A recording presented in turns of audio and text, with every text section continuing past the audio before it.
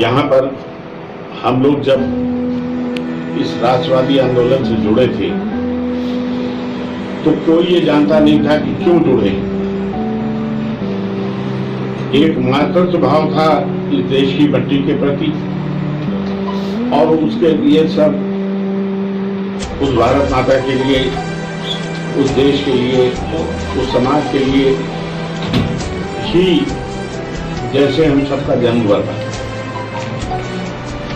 और वो पूरी पूरी पीढ़ी उस रास्ते पे चली और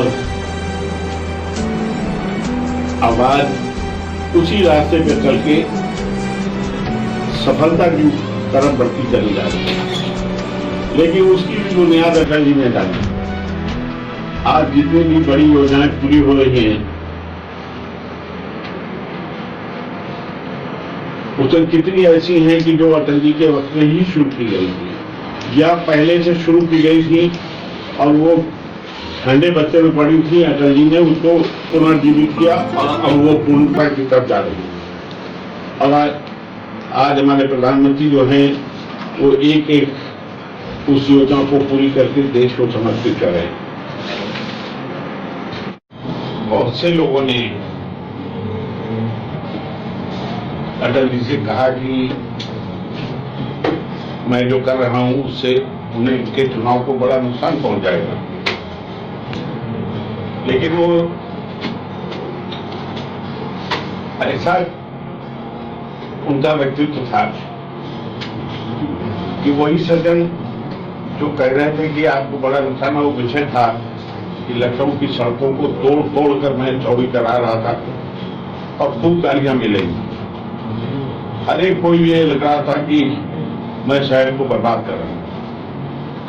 तो लोग जाके शिकायत करते थे कि इतना विरोध है, आपके चुनाव पर असर पड़ेगा।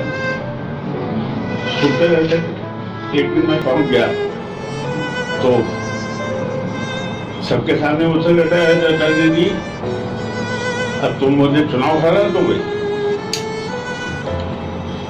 तो बहुत ऐसा मतलब निश्चल भाव से बातचीत करते थे कि अपने आप से उससे आदमी संतुष्ट हो जाता।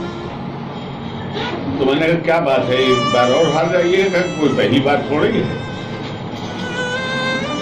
बोले लोगों सब लोग सही कर रहे थे, अब मैं समझदार हूं, वो समझ रहे हैं। लेकिन फिर वो सबको ये कहते थे कि भाई कभी ये सोचो कि अगर कुछ लोगों को ये सड़कें चौड़ी करने के लिए तकलीफ उठानी पड़ती है, उनके भी विस्थापन की व्यवस्था हो रही है और हजारों लोग सड़क पे चलते हैं,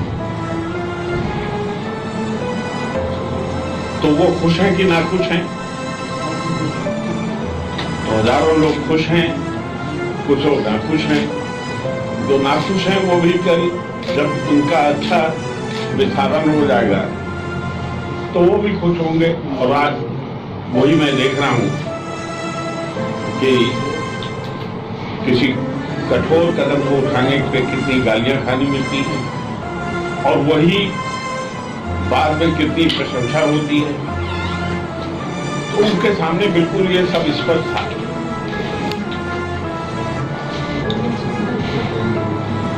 तो हमेशा उनसे साथ जब भी हो तो कोई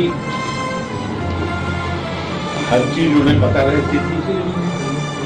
कभी उन्होंने मुझे ये रोका नहीं कि ये मत करो। जो मिल गया वो खाया। कभी कभी वो अपने घर में भी और यहाँ भी जहाँ कहीं होते थे, गाँवों में तो जहाँ होते थे तो लोग उनके पुराने जो साथी थे, काम कार्यकर्ता थे, वो जानते थे। लेकिन कभी लखनऊ में हो उनकी इच्छा होती थी तो कहते थे लपसी खाना है।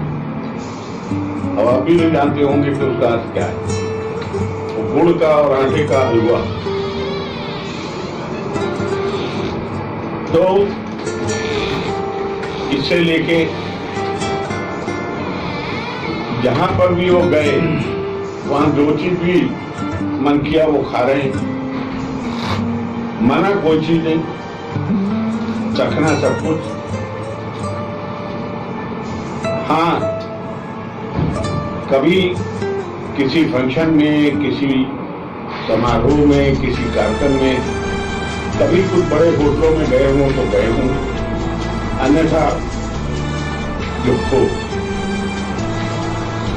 सड़कों पे शुरुआत में हम और वो जो की चीजें मशहूर थी वो सब खाते थे। कहीं चाट खा रहे हैं, कहीं ठंडाई पी रहे हैं, कहीं लस्सी पी रहे हैं, आदि आदि तमाम। तो इस तरह से ये बताना कि क्या चीज उन्हें पसंद थी और क्या नापसंद थी, ये तो मुश्किल काम है। लेकिन ये उन्हें हर चीज पसंद थी। कभी उन्होंने कोई चीज उनके सामने आई तो उन्होंने ये नहीं किया कि तो हटा दे न खाए। लेकिन ये इस समय प्रसंग नहीं है।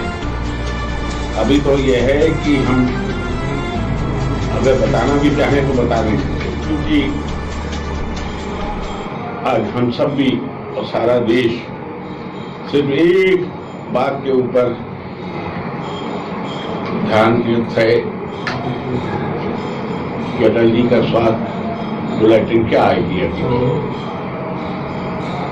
सारी जगह प्रार्थना हो रही हैं, दुआएं हो रही हैं, अनुष्ठान हो रहे हैं कि वो स्वस्थ हों, उनके कष्ट दूर हों। यही प्रार्थना हम सब कर रहे हैं। मैं भी बैठा हुआ यही कल रात से, केवल ये कि वो हमारे बीच रहें,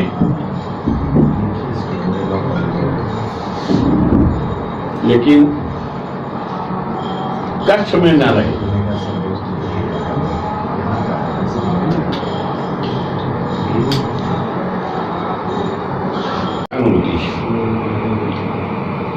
तो उनके बारे में कहा जा सकता है कि कभी घी घना और कभी मुट्ठी भर चना। तो उनके बारे में कहा जा सकता है कि कभी घी घना और कभी मुट्ठी भर चना।